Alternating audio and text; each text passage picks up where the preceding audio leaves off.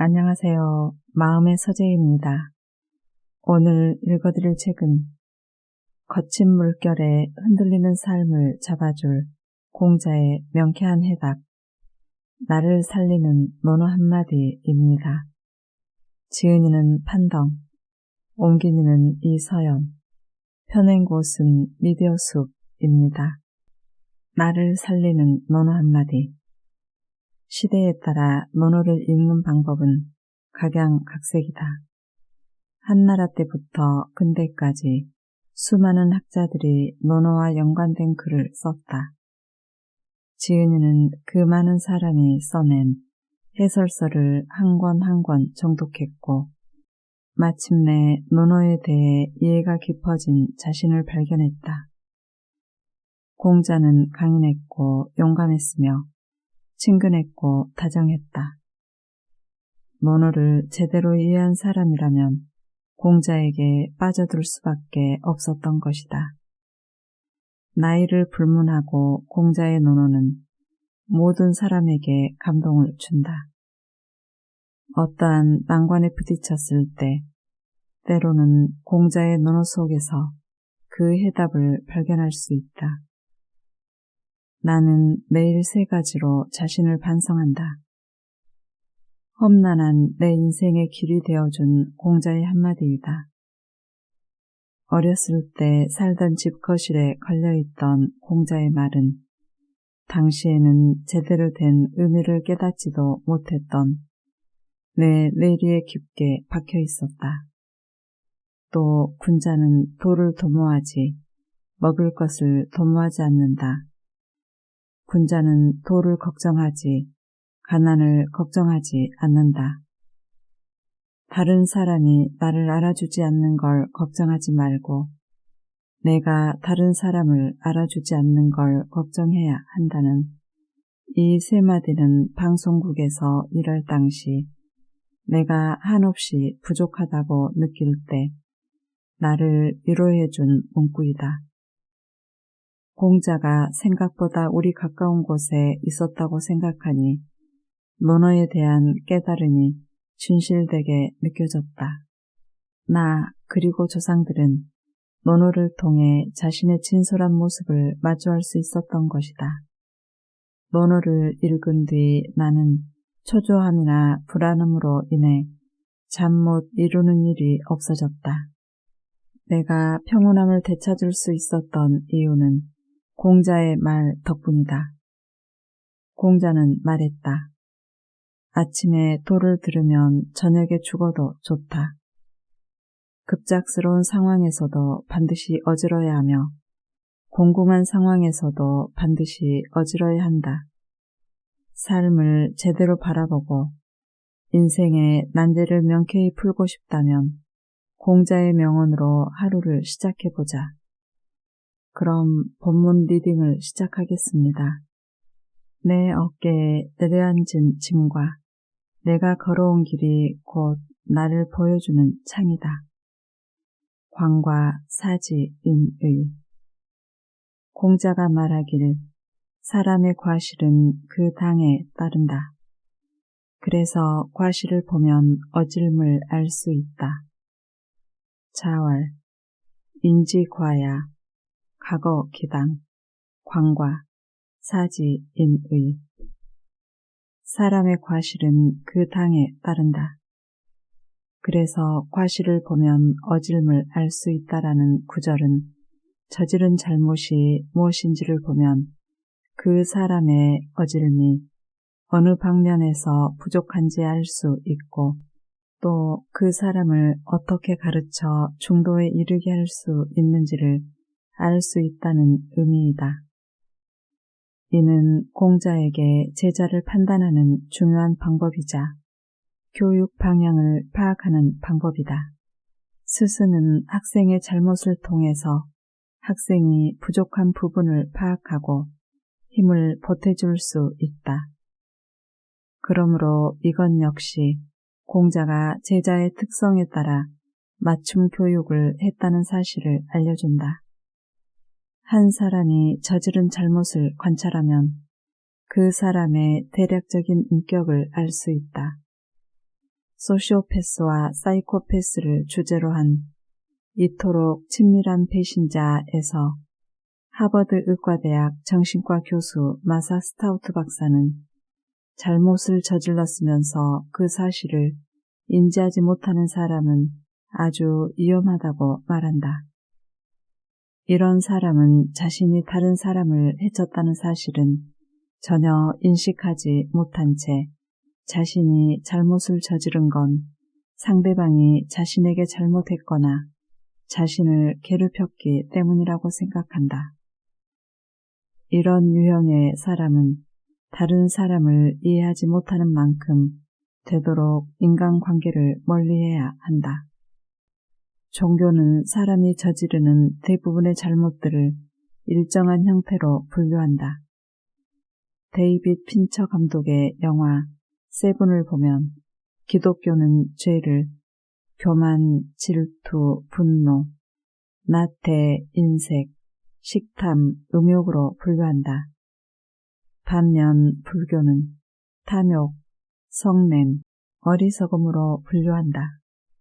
이런 분류는 세상에 있는 모든 잘못을 하나로 모아 정리한 뒤 가장 정제된 방식을 사용해 분류하고 표현한 것이다.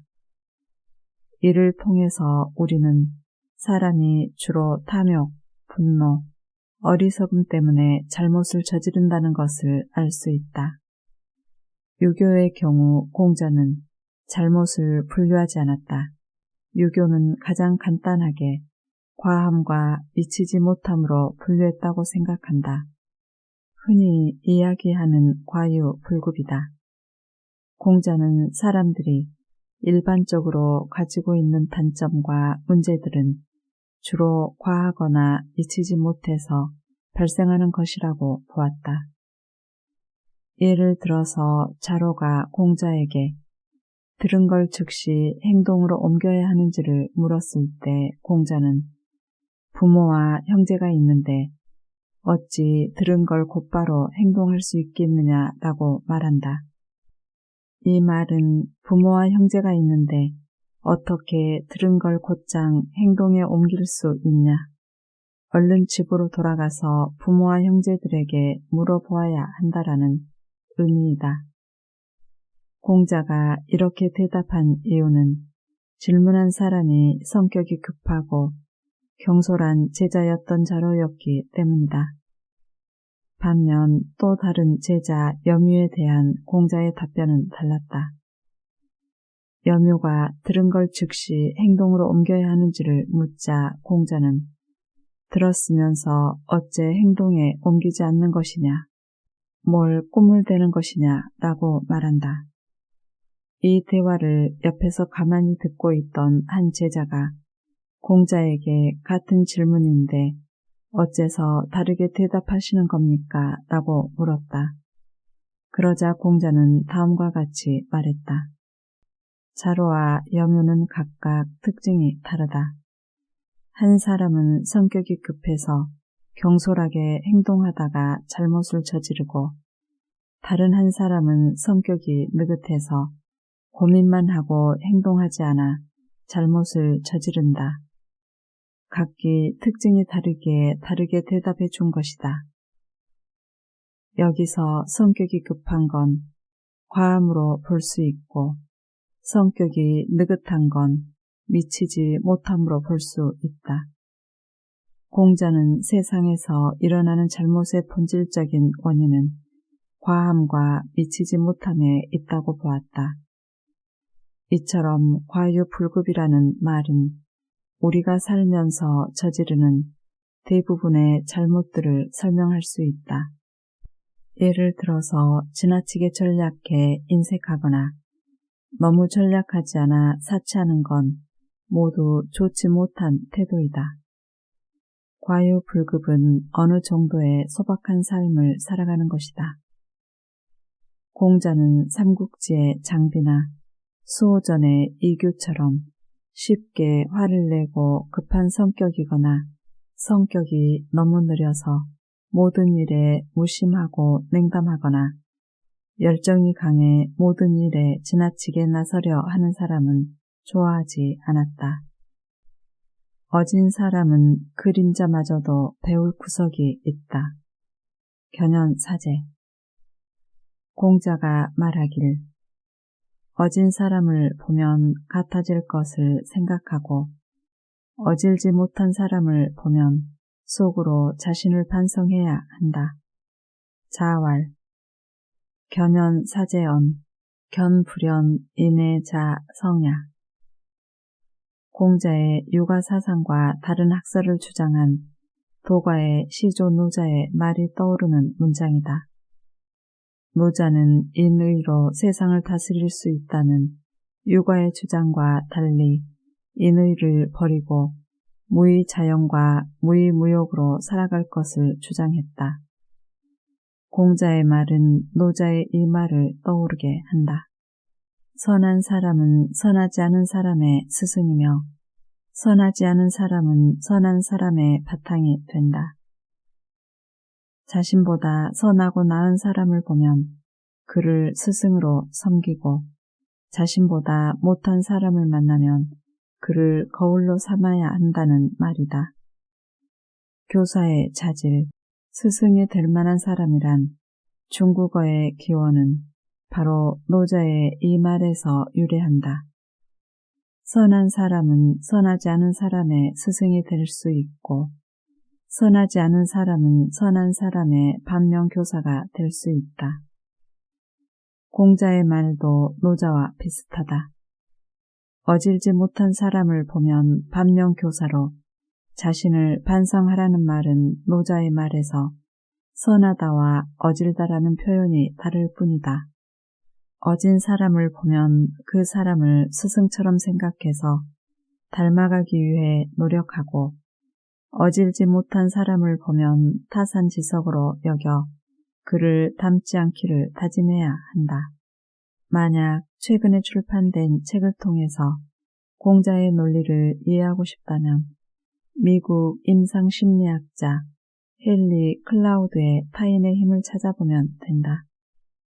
그는 이 책에서 인간관계가 우리의 삶에 미치는 영향에 관해 설명한다.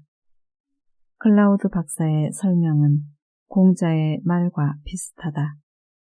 우리는 성공한 사람을 바라볼 때 그 이유를 그 사람의 자질이나 그 사람이 처한 물질적인 환경과 연결해 생각하는 경향이 많다. 물론 그런 생각이 틀린 것은 아니다. 하지만 한 가지가 빠져 있다. 그것은 바로 타인의 힘이다. 우리의 삶은 가족, 친구, 동료 등 주변이자 타인에 의해 영향을 받게 마련이다. 타인들은 우리의 능력을 발전시키기도 하고 거꾸로 악화시킬 수도 있는 존재이다. 타인들은 어떻게 해서든 우리의 삶과 능력에 영향력을 끼친다. 그런데 이런 타인에 대한 반응은 사람마다 다르다. 어진 사람을 보고 닮고자 하는 생각보다는 그 사람의 단점을 들춰내려는 사람이 더 많다. 어진 사람은 실수가 적다. 하지만 트집 잡기 좋아하는 사람은 실수가 적다는 것 자체만으로도 문제를 삼는다. 어질지 못한 사람에 대한 반응 또한 다르다. 반면교사가 아니라 어질지 못하다는 이유로 그 사람을 비방하는 사람들이 있다. 그리고 자신의 가치관에 따라 상대방을 교육하려 한다. 하지만 공자는 그런 이들을 교훈 삼아 자기 자신을 반성하라 말한다. 공자는 항상 자신을 돌아보며 할 수 있는 일이 무엇인지를 고민하고 그것을 성취하는 방법을 모색했다. 이 문장의 핵심은 자기 자신을 돌아보는 것이다. 어질지 못한 사람을 보고 속으로 자신을 반성하라는 것이다. 그리고 어진 사람을 보고 같아질 것을 생각하는 것 역시 자기 자신을 돌아본 후에 가능한 일이다. 따라서 공자는 타인의 됨됨이가 어떻든 간에 그를 반면교사로 삼아 자기 자신을 수련하라고 말하는 것이다. 논어에는 이와 비슷한 문장이 또 등장한다. 과거 학자는 자신을 위하였으나 지금의 학자는 다른 사람을 위한다. 우리가 공부를 하는 이유는 뭘까? 자신의 발전을 위해서일까? 아니면 다른 사람에게 자랑하기 위해서일까? 내가 아닌 다른 사람을 위한 행동에는 가식이 섞일 수밖에 없다. 진심으로 나를 생각한다면 어진 사람을 보고 시기하거나 질투할 것이 아닌 작은 행동과 그림자에서조차 배울 점이 먼저 보일 것이다. 반대로 어질지 못한 사람을 본다면 거울 삼아 자신의 행동도 점검하게 될 것이다. 마음 채우기. 우리는 중도를 지킬 수 있어야 한다. 사회를 위한 일은 기꺼이 하고 해서는 안 되는 일을 멈출 줄 알며 할 수 없는 일은 하지 않아야 한다. 공자가 추구한 잘못을 저지르지 않는 경지는 사실 중용이었다. 앞에서 언급한 어질물 좋아하는 경지와 같이 중용의 경지도 달성하기가 무척이나 어렵다. 마음 채우기. 자신과 상관없는 타인의 삶을 비방하는 일에 시간을 낭비하지 말자. 물론 비난받을 만한 일을 저지른 사람에게 손가락질을 하는 것은 잘못된 일이라 할 수는 없다. 특히 공인일 경우 그렇다. 하지만 비난의 대상은 잘못된 행동에 있는 것이지 인간을 향한 것은 아니다. 원색적인 비난의 댓글을 달기 전에 우리 자신을 먼저 돌아보자. 어질지 못한 사람을 보고 속으로 자신을 반성할 생각을 하는 것이 우선이다. 연로한 부모를 섬기는 것이 수고롭더라도 그의 뜻을 존중하라. 로이 브론. 공자가 말하길 부모를 섬기며 공손하게 간하고 뜻을 따르지 않는 것을 보더라도 더욱 공경하고 어기지 않으며 수고롭더라도 원망하지 않는다. 자왈. 사부모 기간 견지 부정 우경 불위 로이 불원. 논란이 많은 문장이다. 지금 이 시대의 사람들이 공감하기 어려운 내용을 담고 있다. 첫 구절에 쓰인 학자 기는 공손하다라는 뜻이다. 그리고 미미하다 혹은 약간이라는 뜻도 있다. 첫 구절인 부모를 섬기며 공손하게 간하고는 부모가 실수했을 때 그 자리에서 잘못을 지적하는 것은 효가 아니라고 해석할 수 있다. 부모의 잘못은 최대한 공손하고 부드럽게 말해야 한다. 하지만 공손하게 잘못을 알려드려도 자신의 뜻을 꺾지 않으려는 부모들이 있다. 이럴 때 자식들은 난처하다. 어떻게 하면 부모의 기분을 상하지 않게 하면서 잘못을 바로잡을 수 있을까?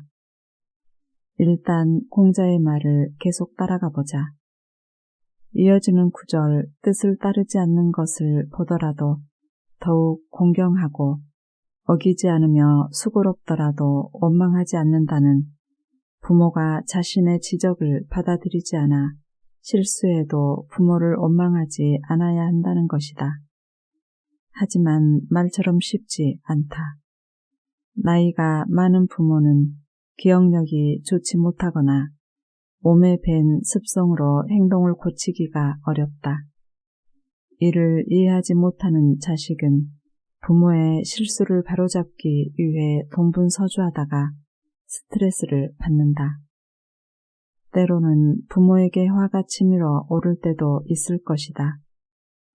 그래도 공자는 수고롭더라도 원망하지 않는 태도를 지녀야 한다고 말한다. 자식에게 원망을 듣는 부모의 마음을 자식들은 알 턱이 없다. 사랑의 구조의 저자는 가정의 질서에 대해 설명한다. 그가 말하는 가정의 질서는 공자의 생각과 비슷하다.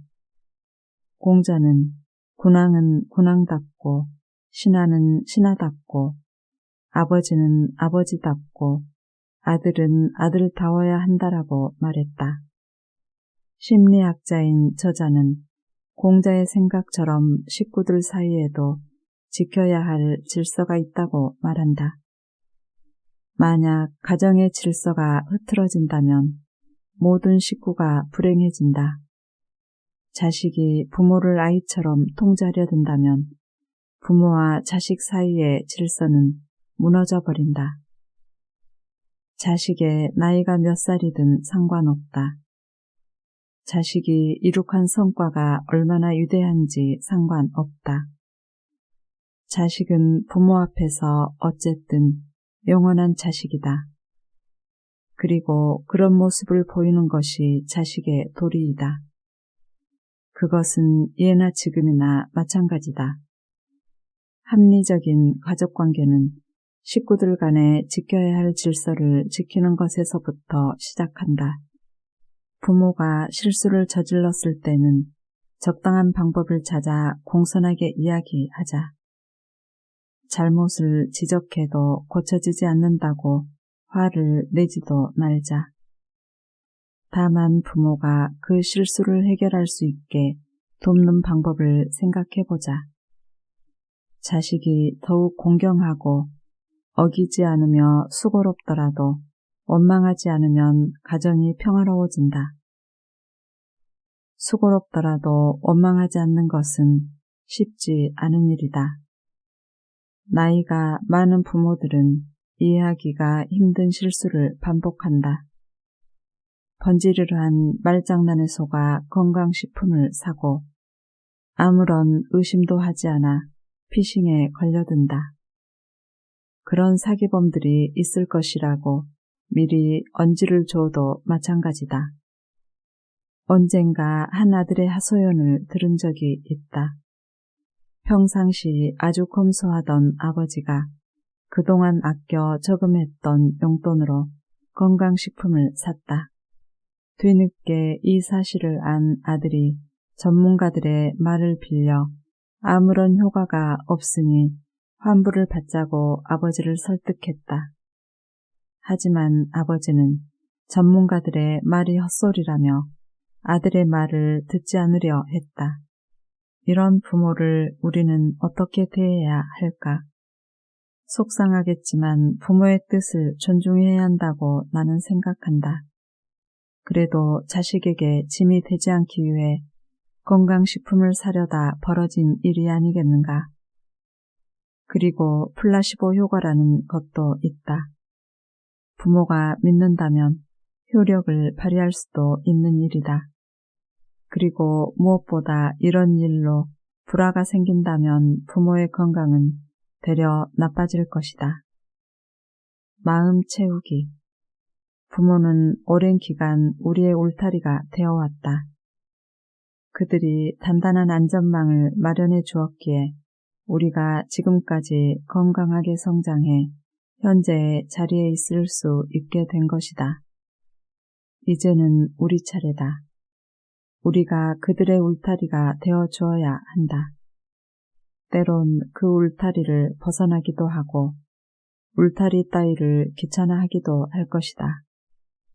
우리 역시 그랬으니 그것 또한 이해할 수 있는 아량을 베풀어야 한다. 그리고 가끔은 수고로운 나날을 보냈을지라도 그 시간들을 고마워할 날이 올 것이다. 그들이 우리 곁에 있을 날이 그리 많지 않기 때문이다. 작은 풀 같은 마음일지라도 봄 같은 은혜의 꽃처럼 보답하라. 부모제 불원유. 공자가 말하기를 부모가 계실 때는 멀리 가지 말아야 하며 떠날 때는 반드시 장소를 정해야 한다. 자왈. 부모제 불원유 유필유방. 공자는 여러 나라를 돌아다니면서 세상의 이치를 설명했다.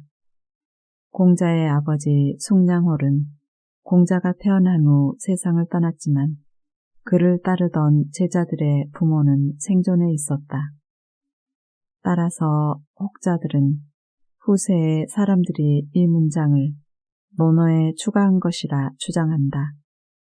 살아계신 부모를 둔 제자들을 이끌고 노나라를 떠나 제나라, 위나라 등 여러 나라를 순례하며 이런 이야기를 한 것은 이치에 맞지 않기 때문이다.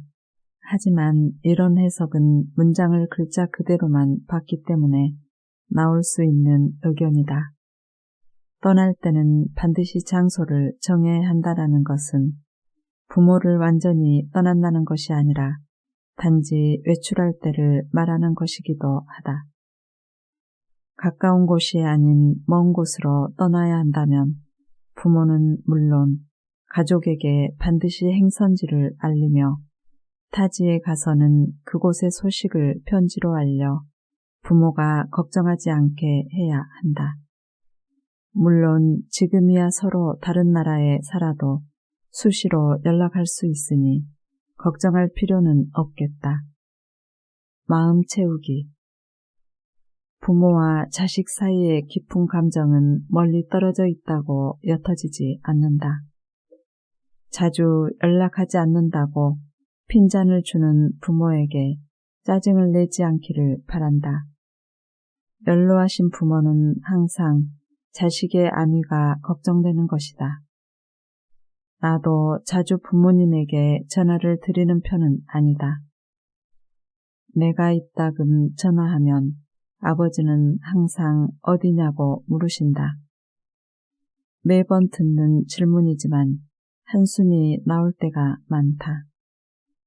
아버지는 내가 갑자기 먼 곳으로 떠날 수 있다고 생각하시는 것 같다. 내가 자주 연락드리지 못했기 때문일 것이다.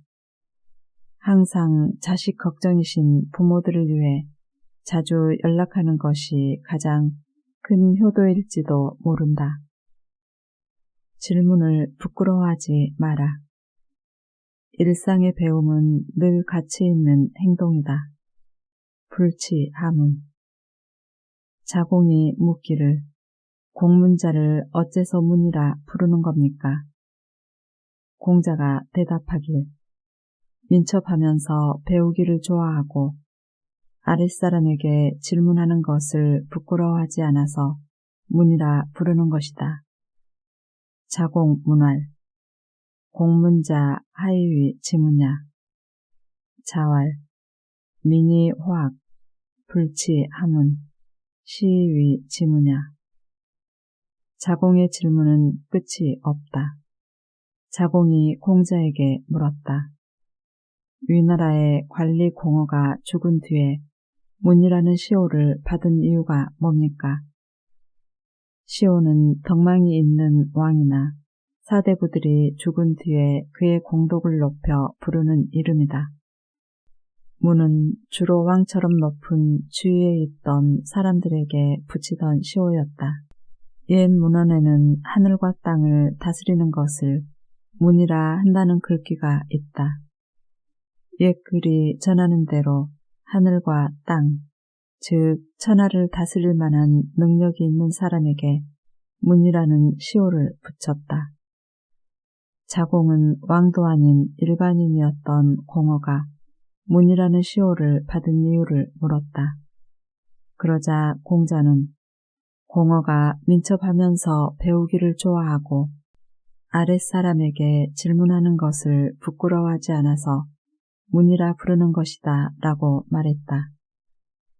공허는 위나라 임금 영공과 출공을 보좌했다. 공자가 위나라에 있을 때는 공허가 찾아와 배움을 청했다. 그래서 공자는 내가 본 바에 따르면 공허는 총명해 경지가 꽤 높았는데도 불구하고 배우기를 좋아했고 모르는 것이 있으면 자신보다 신분이 낮은 사람에게도 가르침을 청하기를 서슴지 않았다라고 말했다. 배움에 대한 공허의 태도는 신분을 초월했다. 아랫사람에게 질문을 하는 것을 부끄러워하지 않기는 쉽지 않은 일이다. 그리고 공자의 답변은 자공을 위한 충고이기도 했다. 질문을 좋아하는 자공에게 궁금한 것이 있으면 나에게만 질문하지 말고 다른 사람들과 함께 토론하며 답을 찾기 위해 노력하라는 의미였다. 아랫사람에게 배움을 청하는 사람들은 많지 않다. 대부분은 자신의 위치에 따른 대우를 받고 싶어 하기 때문에 아랫사람에게 고개를 숙이는 것을 부끄러워한다. 자존감이 낮기 때문이다. 열등감이 많은 사람은 항상 자기가 모든 상황을 통제하려는 모습을 보인다. 팀원들 앞에서 그는 전지전능한 사람이 되려고 한다. 하지만 현실적으로 모든 일을 통솔할 수 있는 사람은 없다. 각자의 특성에 따른 전문성을 추구할 때 조직은 발전할 수 있다. 자기 분야가 아닌 문제를 아랫사람에게 묻는 것은 전혀 부끄러운 일이 아니다. 마음 채우기. 공자의 말은 배우면은 높고 낮음이 없다는 뜻과 함께 자존감을 키우라는 의미를 동시에 담고 있다. 부유한 상인이었던 자공은 학문의 수준도 높았다. 따라서 자신보다 낮은 사람에게 질문하는 것을 자존심이 상하는 일이라 받아들였을 것이다. 그래서 공자는 자공이 자존감이 부족했다고 생각했던 것 같다. 다시 한번 말하지만 배우면은 귀천이 없다. 타인에게 주는 따스한 빛은 곧 나를 밝히는 빛이 된다. 공자가 말하길 안평중은 사람과 사귀는 걸 잘하여 오래도록 공경하였다. 자왈 안평중선 여인교 구이경지. 춘추시대 제나라 때 벼슬자리인 대부를 맡았던 안영에 대한 이야기이다. 안영의 시호는 평으로 보통 평중이라고도 불렀다.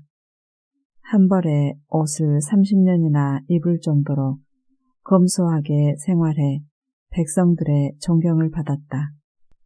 높은 벼슬자리에서 검소하게 생활하는 것을 나타내는 안영호구는 바로 여기서 비롯된 말이다. 박학다식했던 안영은 논쟁에 능했고 강직한 성품을 지녔다고 전해진다. 인의로 나라를 다스릴 것을 주장했던 안영은 영공, 장공, 경공을 거치면서 60년 가까이 제나라를 위해 헌신했으며 황공을 보필했던 관중과 더불어 제나라의 뛰어난 재상의 한 사람으로 평가를 받는다. 안영에 대한 공자의 평가는 두 가지로 해석해 볼 수 있다. 첫 번째는 안영과 함께 오래도록 사귀어도 상대방이 항상 그를 공경했다라는 뜻으로 안영에 대한 주변인들의 평가를 말하는 것이다. 두 번째는 다른 사람과 오래 함께 있어도 항상 공경했다로 해석하는 것이다. 이는 안영의 인간관계를 설명하는 것으로 상대를 어떻게 대했는지를 알 수 있다. 어떻게 해석하건 이 문장은 안영이 모든 사람으로부터 존경을 받을 만한 사람이라는 것을 말해준다. 다만 첫 번째 해석은 결과론적인 진술이다. 즉 모든 사람이 항상 안영을 존경했다는 사실을 서술할 뿐이어서 우리는 안영의 어떤 품성 때문에 존경을 받았는지 그 이유를 알 수 없다. 하지만 두 번째 해석은 결과보다는 과정에 방점을 둔다. 안영은 상대방을 오래도록 공경했다. 이것이 바로 안영이 다른 사람들로부터 존경받는 이유였다. 그렇다면 오래도록 공경하는 법을 배워야 하는 이유는 뭘까? 공자는 가까워지면 불손해지고 멀리하면 원망한다라고 말했다. 허물없이 지내는 인간관계는 누구나 원하는 것이다. 하지만 너무 격의 없이 지내다 보면 상대방에게 상처를 주는 말과 행동을 하게 된다. 막연한 친구에게 우리는 농담이나 장난을 친다. 하지만 그 정도가 심해지면 아무리 친한 친구 사이라도 상처가 남게 마련이다. 가장 가까운 사람에게도 지켜야 할 예절은 있는 것이다. 공자의 인간관계로는 오래도록 공경하는 것이다. 안영은 공자의 생각을 실천한 사람이다. 그는 절친한 친구에게도 최소한의 격식을 지켰고 친구의 인격을 존중하며 좋은 면을 칭찬하고 격려했다. 안평중은 사람과 사귀는 것을 잘하여 오래도록 공경하였다라는 문장의 의미는 안영의 이러한 인간관계의 방법을 서술하고 있다. 안영의 그리고 공자의 인간관계로는 시대가 바뀌어도 그 의미가 변하지 않고 있다. 마음 채우기. 가장 가까이 있는 사람이 가장 소중한 사람들이다. 우리는 우리에게 가장 소중한 물건은 아끼면서 사람들은 쉽게 생각하는 경향이 있다. 바로 옆에 있는 사람들을 공경하는 것. 이것은 당신이 다른 사람들로부터 공경받는 방법이기도 하다. 때론 바보처럼, 때론 어눌하게 사는 것이 삶의 지혜로운 처세술이다. 불가급야.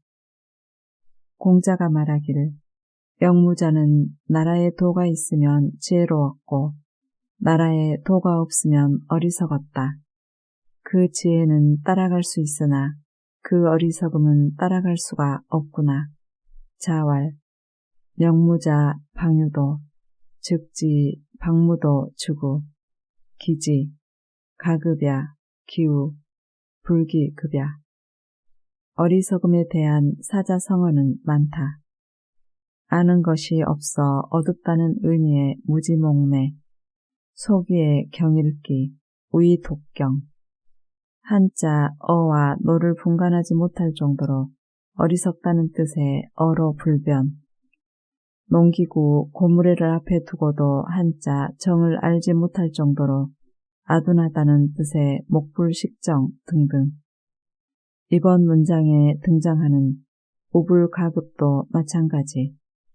어느 사람과 비교해도 아주 어리석다는 뜻이 있는 우불가급에 대해 알아보자. 사자성어 우불가급에 얽힌 본래 이야기는 지금 우리가 알고 있는 뜻과 정반대되는 사연을 갖고 있다. 위나라에 대부를 지냈던 영무자의 처세술에 관한 이야기다.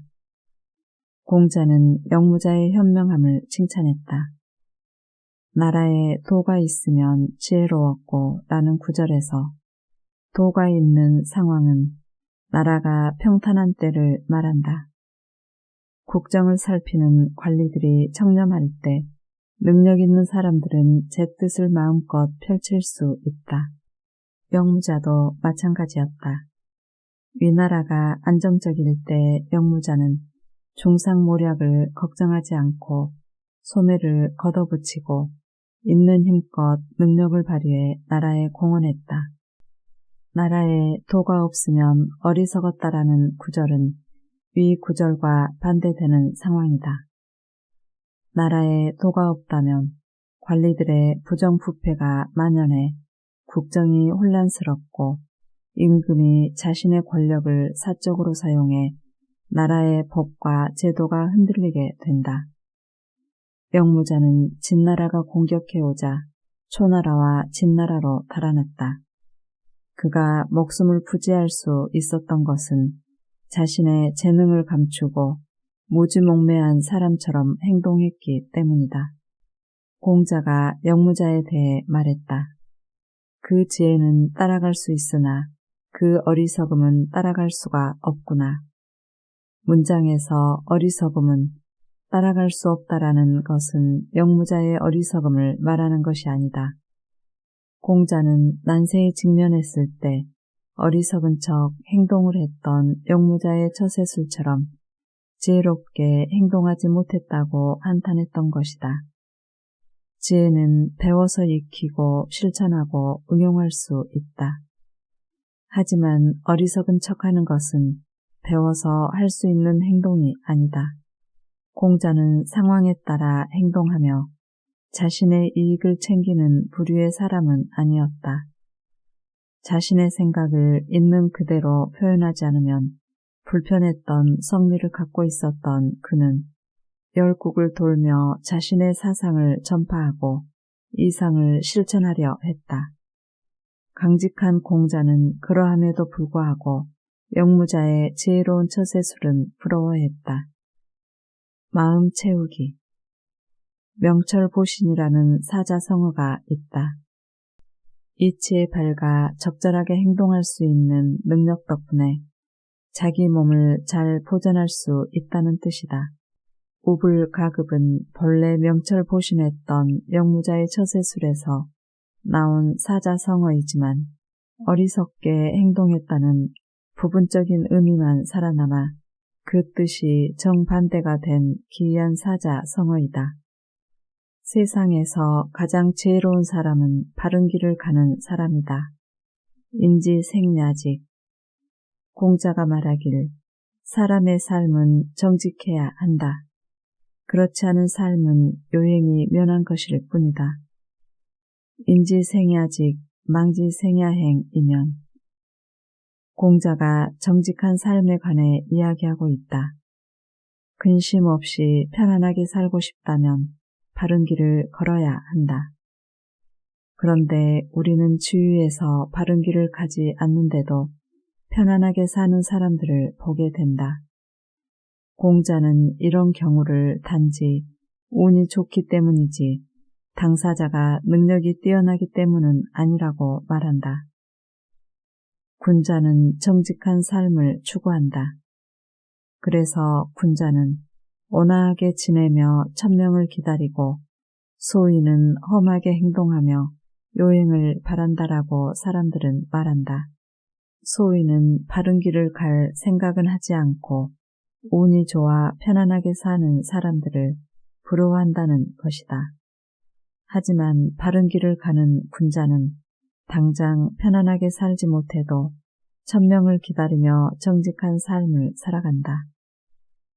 소인들의 눈에는 나쁜 짓을 하면서도 잘 사는 사람들의 모습이 눈에 들어온다. 하지만 소인들의 시야는 좁다. 운 좋게 편안하게 사는 사람들의 최후나 그 삶의 내용을 들여다보지 못한다. 편법이나 지름길을 이용해 원하는 삶에 다가갈 수 있다. 하지만 그 삶을 유지하는 것은 사람들의 가치관과 태도에 달려있다.